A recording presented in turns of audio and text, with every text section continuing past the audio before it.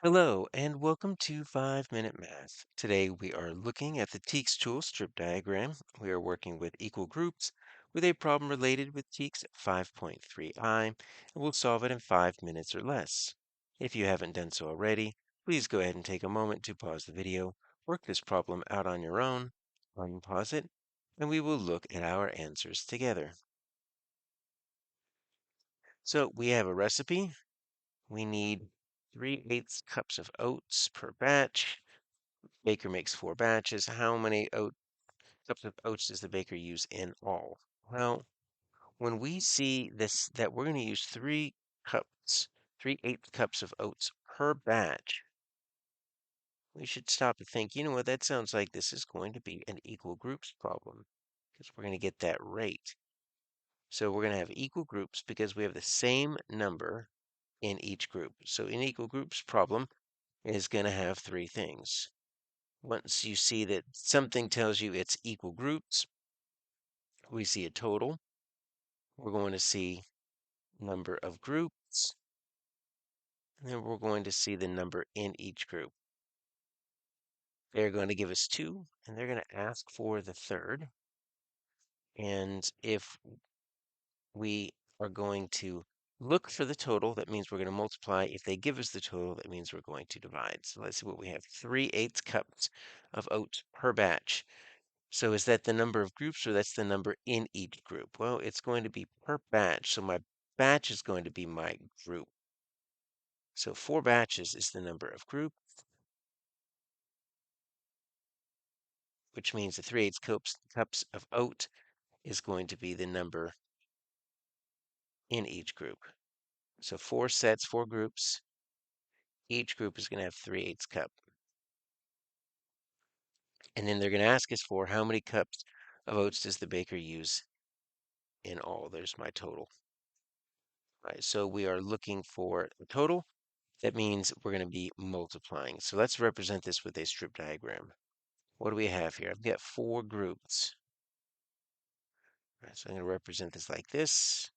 I'm going to cut it in half, then cut each half in half. Now, each group has the same number, 3/8 cup of oats. So let's put 3/8 in here. And then I am looking for my total, so I'm going to just put a question mark up here. Lots of different ways you can show the total.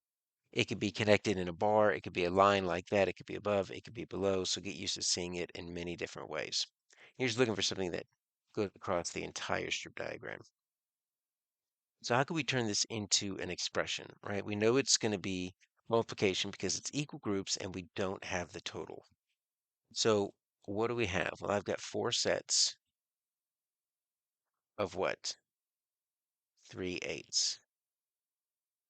Now, that's something we start getting into in 5th grade is multiplying a whole number by a fraction. And you're going to have a lot more of that as you get into middle school.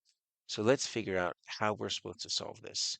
Well, we can always view a multiplication as a repeated addition, right? So let's say we were to take this and we were to simply view this as 3/8 plus 3/8 plus 3/8 plus 3/8. Well, eighths is the name of the unit.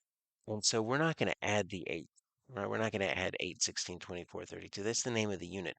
The name of the unit stays the same. If we add 3 cars plus 3 cars plus 3 cars plus 3 cars, we're going to get 12 cars. So if we add 3/8 plus 3/8 plus 3/8 plus 3/8, 8 is the name of the unit, we're going to get 12 eighths. Now, if we know that 12 eighths are our answer if we view it as repeated addition, how can we solve that with multiplication? Well, one of the ways that I like to do it is I like to turn it into a fraction times a fraction. We could do that by changing the 4 into a fraction, 4 wholes or 4 ones. And anytime you have fraction multiplication, it's easy because you just multiply straight across. You don't have to worry about getting the same denominator. So numerator times numerator, 4 times 3 is 12. Denominator by denominator, 4 times 8 is 8. And so we are going to have 4 batches, 3/8 cups in each batch. It's going to give us a total of B, 12/8 cups.